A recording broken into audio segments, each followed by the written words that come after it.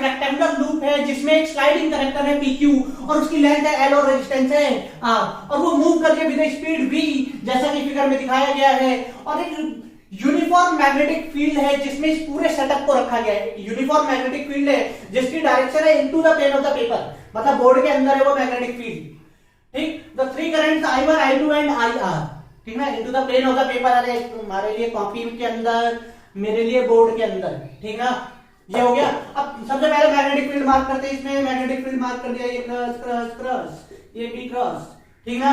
अब देखो polarity decide करते हैं जो इस ब्रांच में जो ईएमएफ जो इंड्यूस होगी उसकी, तो V B magnetic field inward है, उधर कर्ल करना है, जिधर था उधर हायर पोलैरिटी, मतलब यहां जो ईएमएफ बनेगी, ईएमएफ इंड्यूस होगी, उसकी हायर पोलैरिटी ऊपर होगी और लोअर वाली नीचे, और उसकी ईएमएफ कितनी होगी, BLV, ठीक ना।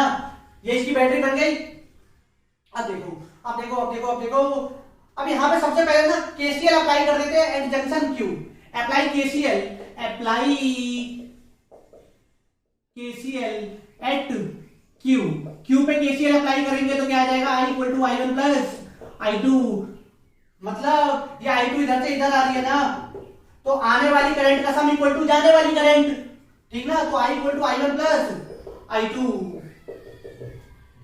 क्लियर। अब देखो अब देखो अब देखो अब इसमें ना लूप लॉ लगा देते हैं, किरचॉफ्स वोल्टेज लॉ, ठीक ना, या उसे हम लूप लॉ भी कहते हैं। एक इस वाले लूप में लगाते हैं और इसमें।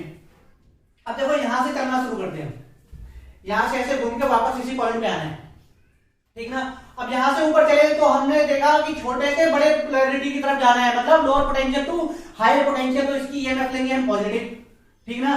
तो क्या हो गया, BVL या BLV जो भी है, फिर ये इधर लेके आओ, मल्टीप्लाई में तो इधर उधर होता ही रहता है। अब देखो ये रेजिस्टेंस इनटू करंट, जैसे हम यहां से इधर बढ़े तो हमें एक रेजिस्टेंस दिखी, करंट इनटू रेजिस्टेंस क्या हो जाएगा, माइनस I1 R। फिर हम यहां पहुंचे, यहां से फिर वापस Q पे आए, Q से वापस उसी पॉइंट पे जाना है, तो उस पॉइंट तक जाने में हमने रास्ते में क्या देखा, एक रेजिस्टेंस है जिसमें करंट है I, तो माइनस IR इक्वल टू 0। वापस उस पॉइंट पे पहुंचते हम क्या कर देते हैं, इक्वल टू 0 लगा देते हैं। तो इन दोनों को उठा के उधर ले जाओ, तो ये कुछ क्या हो जाएगा, I1R plus IR equal to BVL, ठीक ना।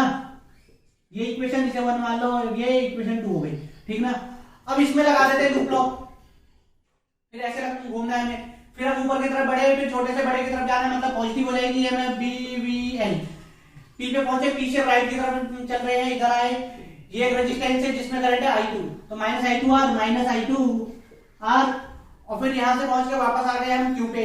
अब Q से ऊपर की तरफ बढ़ना है, तो फिर हमने देखा एक रेजिस्टेंस है जिसमें करंट है I और R, और वापस उस पॉइंट पे पहुंच गए इक्वल टू 0। तो इसे उठा के उधर ले जाओ तो क्या हो जाएगा, I2R plus IR equal to BVL, ऐसा ही ना, इक्वेशन 3। सबसे पहले तो इन दोनों इक्वेशन को आपस में माइनस करो, इक्वेशन 2 माइनस इक्वेशन 3, तो ये क्या हो जाएगा, I1R plus IR equal to BVL, BVL ये हो जाएगा I2R plus IR equal to BVL। तो इन्हें आपस में हम माइनस करेंगे, माइनस माइनस माइनस, तो ये कैंसिल हो जाएगा, ये कैंसिल हो जाएगा, ये क्या हो जाएगा, I1R minus I2R equal to 0, तो ये क्या हो जाएगा, I1 equal to I2, I1 equal to I2 इसमें रखो, I1 equal to I2 equation 1 में रखें तो हम क्या हो जाएगा, I equal to I1 plus I1, तो I इक्वल टू 2I1, ठीक ना। एक रिलेशन हमें ये मिल गई। अब ये उठा के 2 या 3 में किसी भी इक्वेशन में रख दो, I1 की वैल्यू आ जाएगी, I2 की आ जाएगी, तो इसमें रख देते हैं 2 में, तो ये क्या हो जाएगा, I1R plus 2I1R equal to BVL, ठीक। तो ये जोड़ के कितना हो जाएगा, 3I1R BLV, और I1 इक्वल टू क्या आ गई, BLV बाय 3R, ये I1 हो गई, और I1 क्या I2 के इक्वल है, ठीक ना, I1 I2 के इक्वल है ना। अब ये I1 की वैल्यू उठा के यहां रख दो, तो I कितनी आ जाएगी, I आ जाएगी 2 BLV बाय 3R, क्लियर। तो कौन सी ऑप्शन सही है इसमें से, ऑप्शन बी।